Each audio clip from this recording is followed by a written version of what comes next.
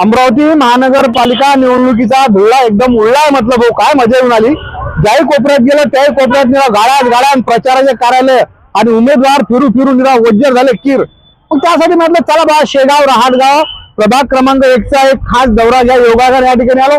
ह्या सौभाग्यवती मला आपल्या मंदाकिनी ताई भेटल्या आणि त्याच्यानंतर अंकित दादा भेटले. काय कार्यात पहिले दौऱ्यांमध्ये स्वागत. प्रपंच घरचे माणसं कामधंद्यावाले आहेत. काय लेराज करणारा किडा बाबा अंगाला काय रस लावला. प्रपंच असतं बरा होता आपला तुमचा. कासाठी बा आपल्या गरजा पूर्ण झाल्या पाहिजे त्यासाठी बाहेर आलो ना आम्ही. लोकांना आमच्या काही गरजा पूर्ण केलेल्या नाही. आम्ही जिथे राहतो त्या प्रभागात सुद्धा अजूनही काही नाल्या गटारी रस्ते चांगले नाहीत म्हणून आम्हाला आता बाहेर पडायला लागून राहिलं. नाही पण मला तर असं माहित झालं तर आता मा काम आहे पुरे आम्ही जिल्ह्यात असा उकीर काढत राहतो. जवळपास मंदाकिनी द्यायला तर भारतीय जनता पार्टी तिकीट भेटणार होतं. मग एकदम कसं काय लेखाचं बटन दुसरं दबलं ते. आम्ही कुठं कमी पडलो असणार त्याच्यामुळे नाही भेटलं असेल. नाही पण आता मी जर सोशल काम जर पाहिलं तर जे तुमचे मिस्टर आहेत भूषण दादा खंडारे याचं तर काम भाजपासाठी तर बऱ्यापैकी काम होतं. नाही 1-1.5 लाखाच्या वर तर त्यांनी आयुष्यमान कार्ड काढलेले आहे आणि त्याच्यापासून आम्ही पेशंट सुद्धा आम्ही अच्युत महाराज गोळे डॉक्टर कडे पंजाबराव मध्ये आम्ही पाठवतो. प्रश्नच नाही. पण आपण कुठेतरी काहीतरी कमी पडलो असणार म्हणून आम्हाला नाशिक दिलं. Oh my God. मला एक सांगा ताई आपला रहाटगाव शेगाव जर पाहिला तर अर्धे एकदम चांगले तणान लोक आहेत आणि बाकीचे आपले हातमजुरी करून प्रपंच करणारे लोक आहेत. तर काय काय नेमकं करता येईल त्यासाठी काही दुजाभाव राहील काय. नाही तुझा भाव कशाला. ते आम्ही जमिनीशी निगडीत लोक त्यांच्यासोबतच आम्हाला चालणं आहे. शेवटी माती सोबतच राहणं आहे ना आपल्याला. ना आम्ही जळाघळाचीच कामं करणारे आहोत. लोकांसोबतच बसणं उठणं. आमच्या घरापर्यंत किचन पर्यंतही कोणी आलं तर स्वागत आहे. कारण आम्ही देतो त्यांना सगळं. या तुम्हाला खाऊ पिऊ घालू शकतो. फक्त लोकांना आम्ही पैसा नाही देऊ शकत. Very good. मला एक सांगा ताई जुन्या काळात कसं होतं जसं आता खेळापाडा जिल्हा परिषद शाळा होत्या तसं आपल्या अमरावती सारख्या शहरात महानगरपालिका शाळा होत्या. त्या शाळा झाल्या बंद आणि या मोठ्या मोठ्या खाजगी शाळेवाले लोक जे रक्तच पेन लावलं. तुम्हाला असं वाटत नाही का की डबल महानगरपालिका शाळा उठून उभ्या झाल्या पाहिजे त्या ठिकाणी देशाचं भवितव्य घडलं पाहिजे. खरं आहे दादा तुमचं. आज मराठी शाळेची फार दुर्दशा झालेली आहे. तर ती दुर्दशाच आपल्याला आता कमी बाजूला घालवायची आणि लोकांना मराठीचा प्रचार आपल्याला करणे. मराठीच आपलं ही प्रत्येक लेकरू हे बोललं पाहिजे. जे आता इंग्लिशच्या मागे जे पडून राहिले सगळेजण ते इंग्लिशच्या जागी हेच मराठीच्या मागे पडत राहिलो ते खूप योग्य होईल. मराठी शाळा वाचल्या पाहिजेत अशा पद्धतीचं मंदाकिनी ताईचं म्हणणं आहे. प्रभाग क्रमांक 1 अंकित दादा बसण्यात. अंकित दादा सैसैत रक्त महानगरपालिका निवडणुकी राजकारण उतरलाय. कोणतं विजन आहे. माझं विजन आहे प्रभागाची सगळ्यात पहिले सुरक्षा.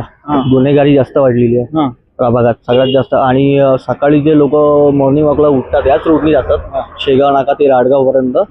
आणि गुन्हेगारी भरपूर चैन वळणं लोकांचे दागिने हे करणं.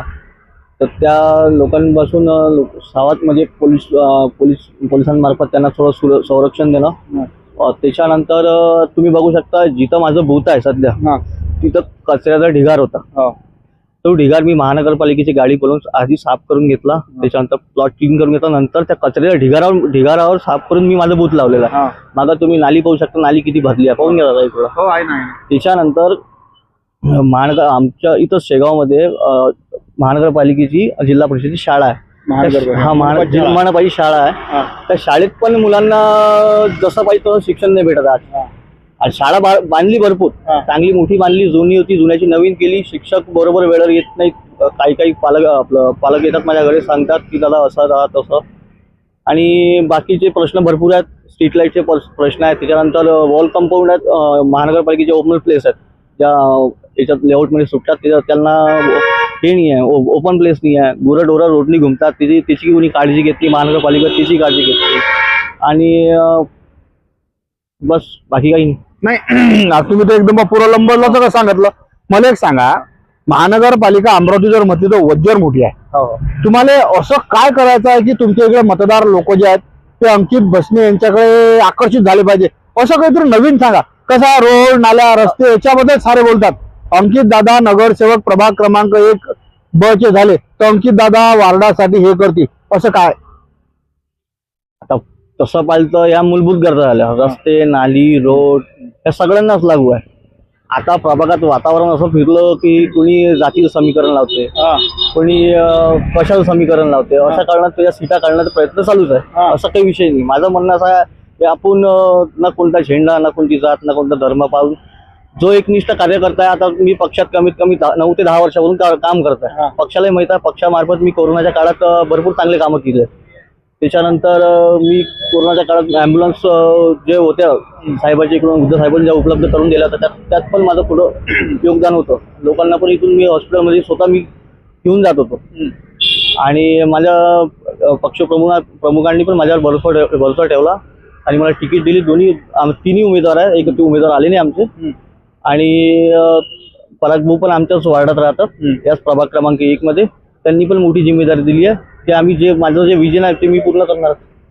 तर प्रभाग क्रमांक 1 अ आणि ब म्हणजे अ मधल्या सौभाग्यवती मंदाकिनीताई आणि ब मधनं असणारे अंकित दादा भस्मे दोन्ही उमेदवाराच्या मी तुम्हाला सर्वसामान्य नगरसेवक पदासाठी उभे असणारे उद्धव बाळासाहेब ठाकरे गटाचे हे उमेदवार मी तुम्हाला दाखवले. विजन क्लिअर आहे, ताईचं पूर्ण क्लिअर तुम्हाला ऐकवलं. विशेष म्हणजे ताईचं झालं असं की एकदम तैमार कार्यक्रम लागला आणि ताई या ठिकाणी आल्यात. आणि विशेष म्हणजे ताईच्या पतिदेवाची या वार्डात असणारी ओळख याचा येणाऱ्या कालखंडातील लय मोठा फायदा होणार आहे. आणि सारा तुम्हा आपलं चॅनल गावरान 90 काय राजू हा माणूस अमरावती तो आला ना म्हटलं आज गावरान 90 वाला